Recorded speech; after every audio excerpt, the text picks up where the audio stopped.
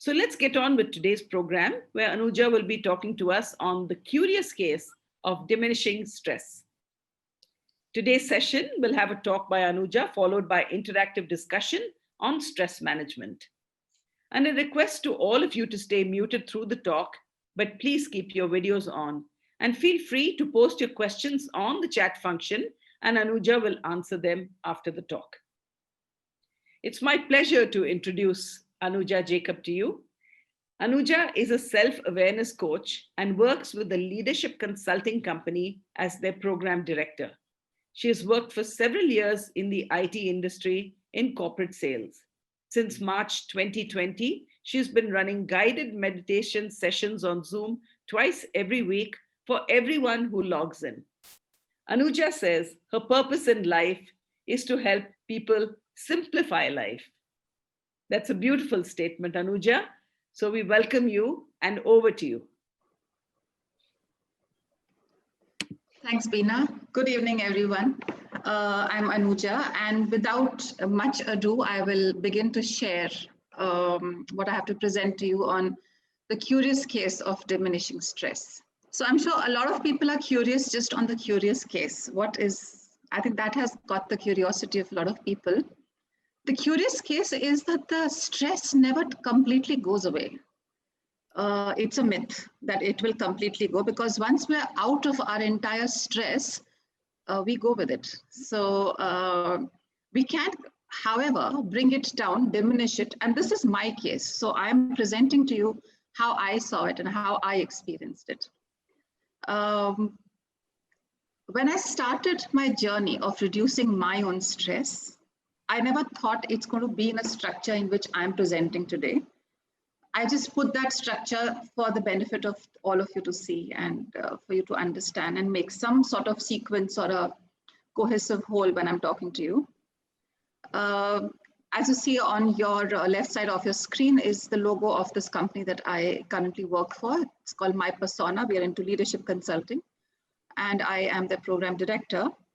And I'm talking on behalf of them as well, because we put this program somewhat in some of its avatar for the people who were going through a bad time last year with the COVID coming in and people getting locked into their own homes.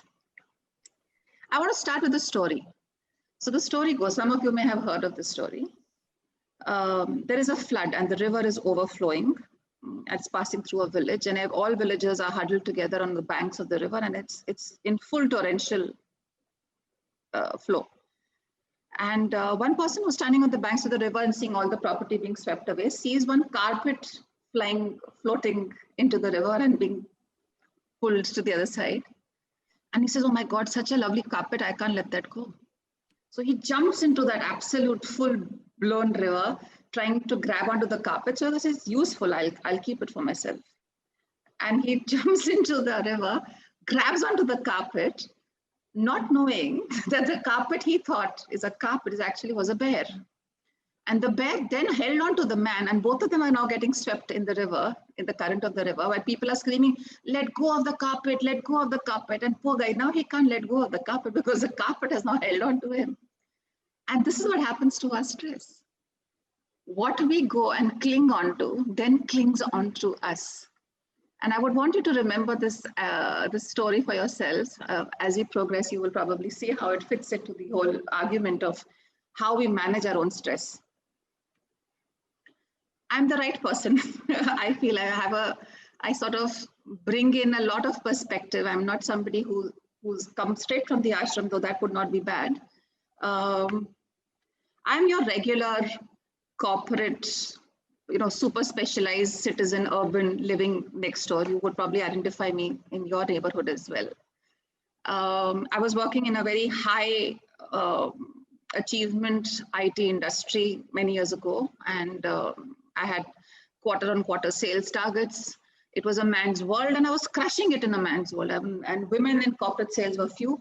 So I was there, and I was really making it felt, and I was awarded and rewarded and whatnot was happening. And one fine day, I just left it because I just felt that this has to be some greater meaning in life. This happened a few years back. But the inertia that I was in, with the kind of stress-related work that I had my home, my husband used to travel, and I had my child to look after. So I was handling her, I was handling office, I was handling home. And there was this conditioning that we have that the woman has to look after her house in a certain way and cook and keep and be. So there was all of these messages which were being fed into the system, of course. So played havoc in the system. And even when I stopped working, I got diagnosed to be hypertensive. So I got high blood pressure even after I left my job. But the good thing was,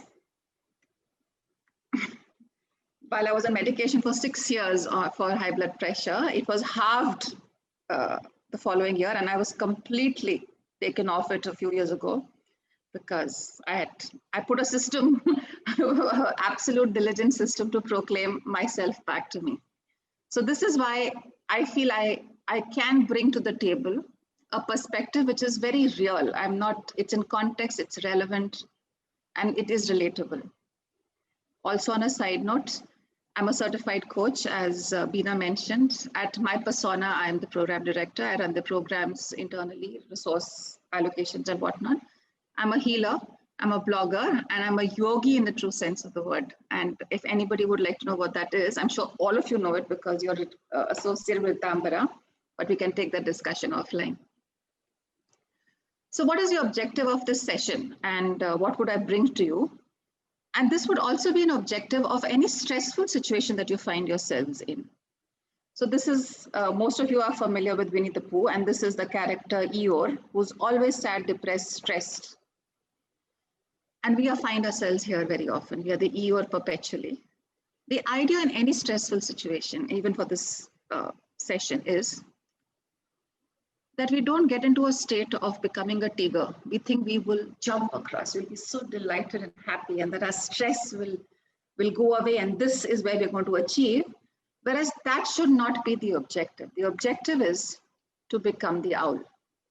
The owl is calm, wise perspective, because when you come to a state of balance, you're in a better state of awareness. That is your authentic self. And that is the most sustainable self, because you've now arrived where you're not moving up and down. A lot of you who probably are into Advaita philosophy would know that Samatvam, come to a place where there is no two. So that would seem to be the most ideal place to be. And that is what we need to strive to achieve when we are feeling stressful and overwhelmed. The first thing begins by knowing what it is. I hope you're enjoying the graphics that I have put together. What is it that you are facing? The other day, my father called to say that he's very depressed. He's about 80 years old. And we all got very frightened because he said, I'm depressed. And we said, why, what happened? And he said he was giving away some of the things because he was emptying some room. And they were old things, mementos. And he was very depressed that he had to give it away because he needed space. So we asked him, are you depressed or are you sad? He said, no, I'm sad. And that is what hits. We put names and tags and labels to our emotions, not knowing what we are exactly feeling. So what do you feel when you are stressed? I would want you to just close your eyes. Take a deep breath. When you say you're feeling stressed, are you feeling anxious? Are you angry? Are you overworked? Are you feeling less appreciated? Are you feeling frightened? Are you feeling confused? No. And have that conversation. This is what I'm feeling, because only when there is clarity in the head of what you're feeling, can you then address it. We use stress as a very random word, feeling that it keeps us very up to speed or up to date, and we are with the world when we say we are stressed, because it seems to be a word which everybody can relate to, though none of us are actually feeling stressed. So what is it to feel stressed, really? I'll use this Eckhart Tolle's definition of stress. I didn't use Buddha because Buddha did not have quarter targets on sales targets, and though Eckhart Tolle also did not have, but I think he can relate to the new world right now. Stress is caused by being here but wanting to be there. And I thought it was so apt. Most of the time we're feeling this. I don't want to be here. I don't want to be doing this work. If I'm at work, I want to be home. If I'm home, I want to get somewhere else. If I'm at the theater, I want to go and attend to that email. If I am stuck in the traffic, I don't want to be stuck in the traffic, though we are a country of 1.4 billion people now, and we think we will not get traffic jams. Come on. So we don't want to be in traffic. We don't want to be where we currently are. And we're constantly trying to move away to a place where we think we should be, which is not here. How often do you experience this? And this is what we call as stress. You're literally stressed. Also, I want to understand and want you to reflect on.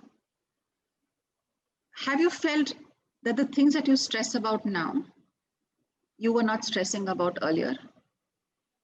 Those things don't matter anymore. I mean, remember class 10 board exams or class 12 board exams, or finding a job, of getting married, or retaining that friendship, or that my friend will share her crayons with me or not, or will she give me that sweet that she got in her birthday to distribute? Will she be my best friend? Or something even major. Will I get that promotion? Will I get money? Will I have a job? Will I have a house? Will I have a car? What we stress keeps changing. It's so variant and variable. Also, it's not same for everybody. What I stress about, you don't. The person sitting next to you does very different understanding of stress. All of us have different experiences of what it is to be feeling stress, and same things do not stress us. Maybe a few things. COVID did, it sort of united us together that we're stressed about this disease. But again, there were a lot of people who were still not feeling stressed about it. So here is an interesting component in our life called stress, which is transient, which has no permanency. It changes. It has no temporal establishment to it anymore. So it does not even stay the same. And yet so much we, associate with it, think about it, talk about it, find ways to come out of it. It will not stay the same. And this is a very interesting thing. There is one thing which stays the same, and this is borrowed from a lot of spiritual understanding. The one thing which stays the same throughout your life is you. You are the most important. You are the one which is unchanging. Your experiences keep changing, but you stay unchanged. There is a part of you which stays unchanged. All of you who are aligned to spiritual pursuits would probably have heard this very often about this essence of ours, which is unchanging. And if we could just draw ourselves back to that understanding that what I'm experiencing is not me, is an experience only, it helps us distance ourselves back, detach from what is happening rather than get consumed with what is happening to us. So what happens when we succumb to stress? We don't want to deal with it. We don't want to talk about it. Most of us like to shrug it. I'm sorry, I'm going to have a little sexist remark, but men typically don't like to deal with stress. Women are still more open to the idea, let me see how I can deal with it. So what happens when you stay prolonged period of time under stress? I wouldn't have to tell you this, but you have physical ailments. I would tell you that I had high blood pressure. I would tell you that I would be consumed by the seasonal flu, that if I opened the door, I would probably jam it into my foot, or I'm walking straight into a street and I will suddenly twist my ankle. These are things which are accidentally. They say even accidents are not coincidental. They are also there because of somebody losing their focus. Lifestyle diseases, any other disease, everything comes back to the state of mind. How stressful are you feeling? Have you resolved that stress in yourself? Emotionally, we know what happens to us. Feel like, just get either cry or shut the world out. Socially, we feel very disconnected. We don't want to be part of any social group. We constantly have self-doubt, or we will have anger towards somebody else. So there is this whole ramifications of staying under stress, and even emotional and social finally eventually manifest themselves into physical discomforts, dis-ease. We are not at ease.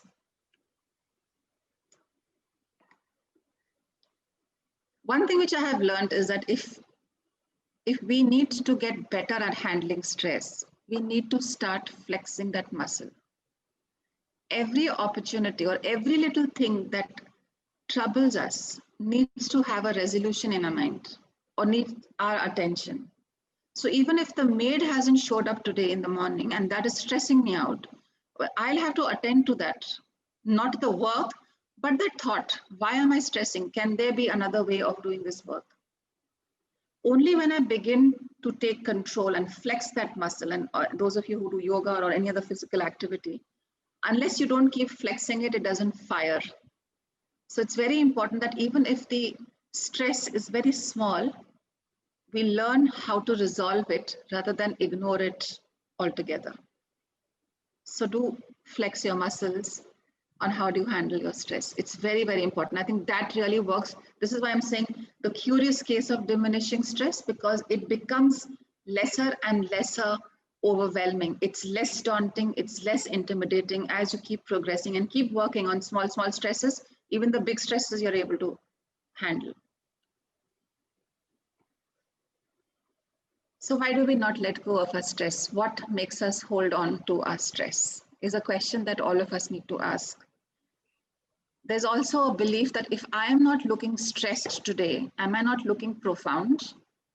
In my work life, when I was in the IT corporate sales, we would have people who will start their work only at 4:30 or 5 in the evening because they wanted to look like they have lots of work, and they will hang around in the office till about 8:39, where they could have finished their work by 4:35 and left.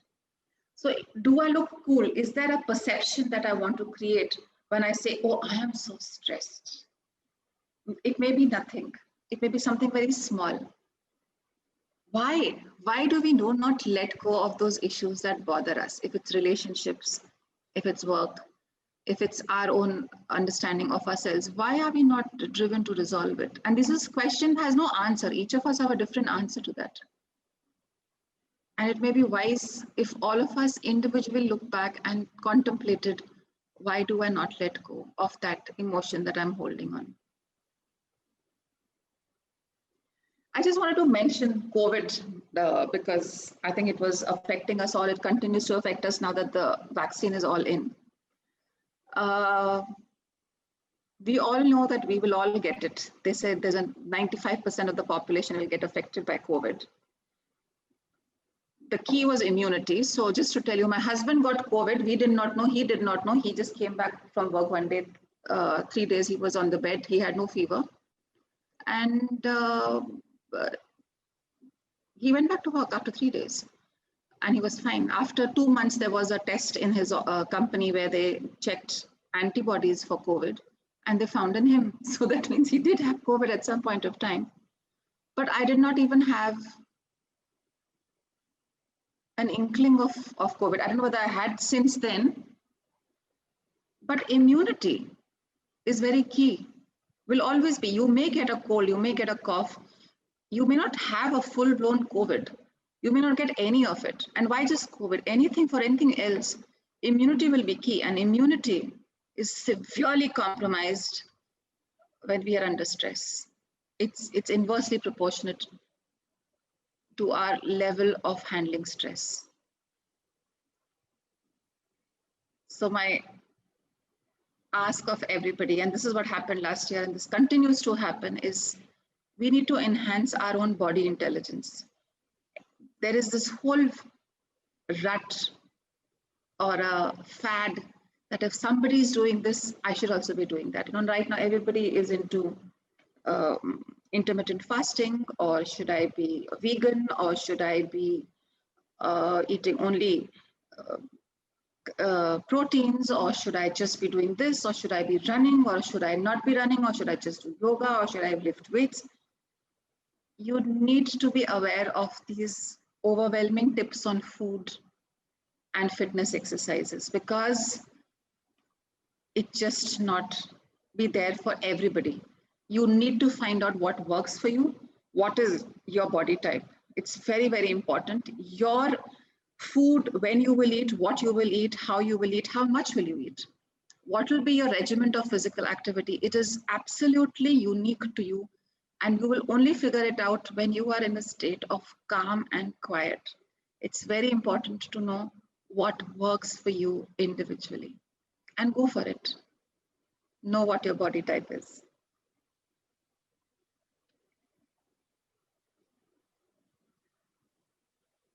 As I said, what we call a state of stress in our mind is very important because that helps us. How do we address that situation? So many times I saw that when we said, I'm feeling stressed, and it happens to everybody, maybe that time I just needed to stay more focused. There was some report to be sent, or there was the year end or the quarter end, and one need to just stay focused into making sure everything was coming in. And that you may find in different situations. If you have a lot of guests and there's food to be made, or there is some other situation, just sometimes just focus. That's all. You can't afford to be distracted. Sometimes you just have to be very objective about whatever is happening, not get very emotional about it. We have to all work from home. We can't get to our office. Okay, then home is where I'm going to work from. It will have help coming in, children coming in, work happening, other plumbers or masons coming in. Yes, it is going to be like that. And I will just stay objective and keep working like that. Imagine a surgeon who got emotional when he went into surgery. That's why I've got the surgeon over there. They stay absolutely objective when they're going into the surgery, into the operation theater. There's no emotion attached. I have to perform. It's a high risk, high performance activity that they're getting into. They're going absolutely like that. So if you're overwhelmed, maybe what you need that time is objectivity. Maybe a little bit of hard work. Maybe I will not watch that TV today. Maybe I will not go out and socialize so much today. Maybe I'll have to let go of my sleep today. So maybe a little bit of hard work that day. Maybe I need to get more clarity. I don't have all the information I possibly need. I'm still operating from my old understanding. I may ask somebody, they will probably help me clarify things. See what is working. And sometimes even lack of clarity and confusion, we feel we are very stressed. Actually, it's just that we reach out to somebody and they help us clear our mind. Sometimes all we need is courage. Let me go and just sort this thing out. Let me just roll up my sleeve, and whatever it is that is causing me to feel stressful, I will go and sort it. Whatever it takes, today I'm in it. And that requires a lot of courage. Sometimes it requires a little bit of humility. A lot of relationships that go haywire, maybe it just requires us to pick up the phone and talk, or maybe walk up to the person and say, what is the matter? Can we have this resolved? It doesn't mean that you agree. It just means that you come together and take away the sting or the stress out of the tension out of the relationship. So humility. I do not know. I'm willing to learn. I will go and take the first step. Just be a little humble. I don't have the answers to everything. I will go and ask. I have goofed up. I did not know. I'm admitting that I do not know. I made a mistake. I want to get better. I want to learn better. I want to make amends. And compassion. Reach out to people who are also struggling. It works wonders. I see if you are becoming a medium through which compassion flows, it comes to you also. So if somebody has not figured it out or is a cause of concern, reach out to that person. You will feel less stressed. You may find that in a team, probably somebody who's not delivering or not performing to your expectation, you can just go and ask, maybe what is the problem? What seems to, where have you gotten stuck? What are your challenges? What are your concerns? What are you fearing? A compassion will help you absolutely unpack your own fears over there. It works wonders. So maybe some of this, combination of this, a little bit of this, really is what we need at that moment when we are feeling stressed. And it really is. It's just about this. And it comes from knowing what is stressing you out. Very important. Having that conversation accurately is very important. Those of you who are healers in the group may have heard this: energy follows thought. So what I would think, how am I going to, what proportions do I give to my problem right now? How big is it? Is it resolvable? Yes, I think it is resolvable. Can I resolve it? I think I can. I probably just need time. When we start having that conversations, we start diverting our energy from getting consumed by the CPU cycles in our brain, and that bandwidth gets choked. We are not able to then release it to solving the problem. We in fact just use it to elaborate the problem and keep talking about it and articulate the problem more and more, rather than just saying, okay, now how do I begin to solve? So here is a very quick understanding of how you can probably deal in a stressful situation. So I call it water because anyone should have water when you're feeling very stressed out. W stands for the will to connect with your intention. I want to resolve this. I don't want to brush it under the carpet. And when you're trying to resolve a stressful situation, connect with your original intention. I am stressed that my child came late, has come late from the party. She went out with her friends and did not come. What is my original intention? My original intention is my child safe? That's all. Can I establish that conversation or communication? Can you please tell me that you are safe? Send me a message or whatever. That's all. Instead of getting stressed and then firing and getting angry, have that. Know what are you actually getting angry about or getting stressed about. So connect to your intention, but do make the effort of resolving the problem, the will to change. Acceptance of things as they are.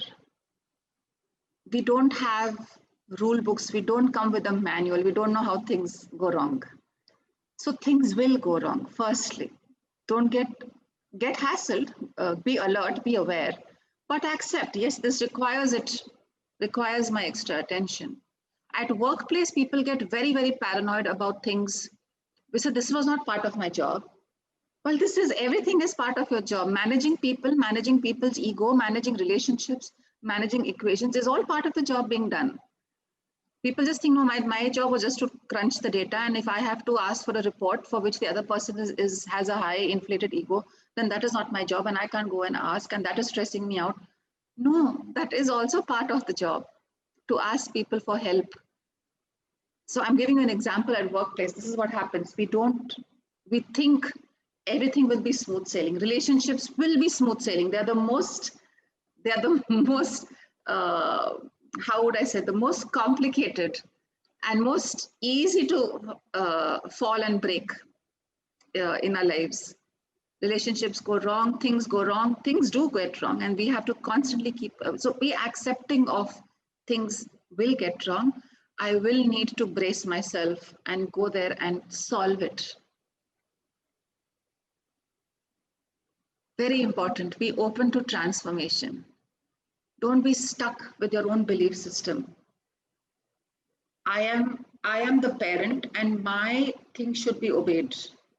So many of us have that. It doesn't work like that. Authority must be obeyed and I'm in a position of authority, so I should be obeyed. No, that is a belief that you have. People are junking that belief increasingly. So many beliefs that we get stuck with. Be willing to let go of a belief system that does not work for you. Be open to transformation. I will have to redesign the way I am holding myself, my own identity. I have to change. We cannot keep saying, no, but this is the way I am. This is how I like it. This is the way, things have to be kept in the house. This is the way. It cannot. We have to allow ourselves into transformation. And that is one big step towards solving the stress. E, the externalizing process. I will make it do for you right now. We have all the answers with us. We think somebody else will give. That's why we keep looking out, read books, attend seminars, go to retreats. We do all of that. It's very nice because it fosters our understanding. It gives us a medium through which we consolidate our understanding. But the wisdom, the calm, the peace that we need for ourselves comes from within us only. And there is a process, it's called meditation. I'm calling the externalizing process because it rests in us. When we do it, it makes available to us. In all of those who are part of the IT world, there's something called as availability of information. How quickly is it available to you? So the wisdom is there, but how do you make available to yourself comes from this process of meditation. And right now, I would like all of you to just sit back to wherever you are. If you have a backrest, go there. Keep your head upright, close your eyes. Very gently just place the palm of your hand on your belly.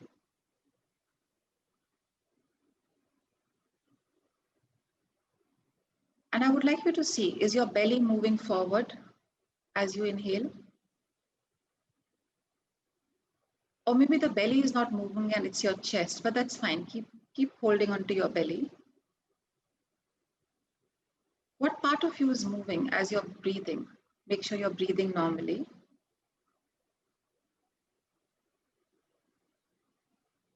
Maybe no two breaths are alike. You'll probably see there is no pattern. Every breath is different. It could be heavy. You could be breathing heavy, or you could be breathing shallow. There could be rapid breaths or very relaxed breaths. Can you see the texture of your breathing? Don't judge it. Just see how you're breathing. Every inhale and every exhale. You have a lot of thoughts running.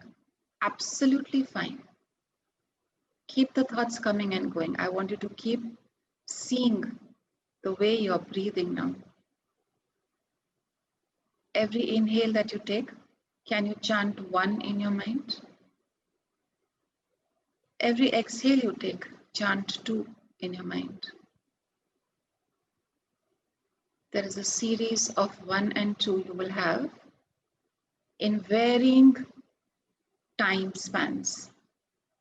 Try to do this. Just watch your breath. See what's doing to your body. 1 for every inhale, 2 for every exhale. Let the thoughts be.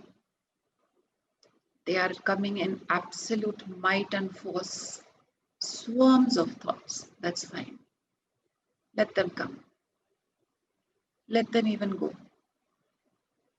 Don't try and follow a thought. Come back. Watch your breath. How's your belly now? At this moment, tell me. Everything is okay. You're all right. You're listening to my voice. You're sitting comfortably and safely. There is no imminent danger around you. What you have to attend to after this, you will anyway attend to. At this moment, you are here, present, complete, relaxed, peaceful. Observe your breath. Be a witness. Take 3 breaths back to back, which are normal and natural.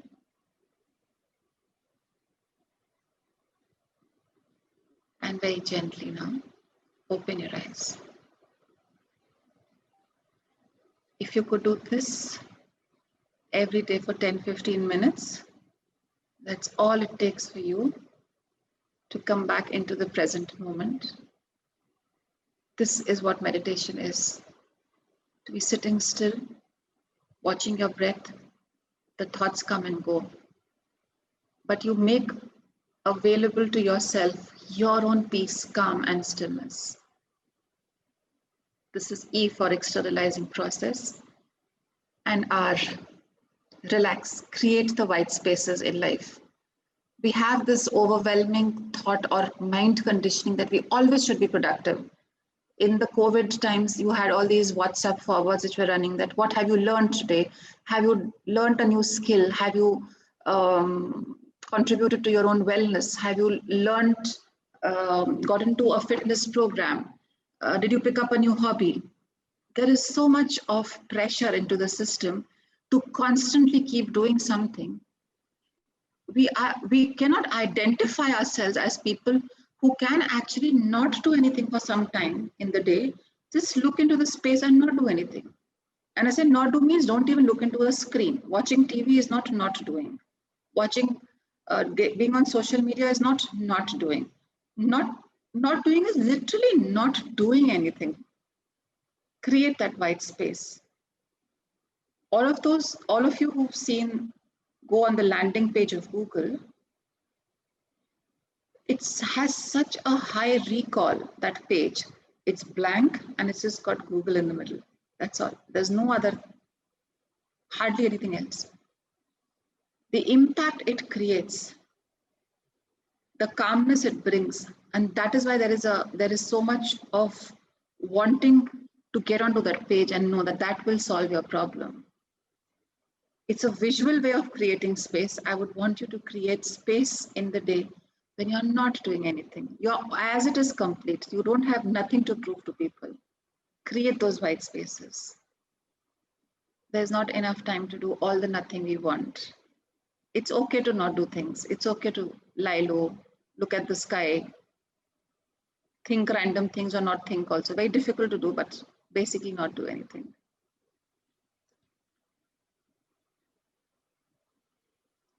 So this is from me. How are you doing now? Fine or finer? So this is a no stress thank you for you. I kept it light and easy because it's a very profound place we typically go into, and I thought we should have some fun as we walk along. I am open for any questions, and I will stop the share.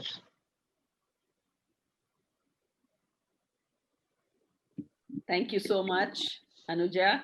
That was very, very simply put and very sort of, it kind of hit us exactly where stress actually hits us.